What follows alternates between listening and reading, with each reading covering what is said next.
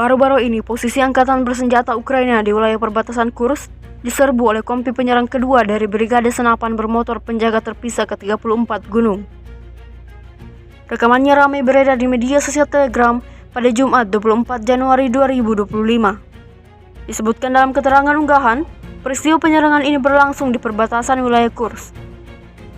Tentara Rusia dalam serangan yang berani menerobos parit angkatan bersenjata Ukraina, melemparkan granat ke arah mereka dan membersihkan parit tersebut dari orang-orang Ukraina. Tidak ada perlawanan di arah ini, pasukan Ukraina dapatkan kerugian besar.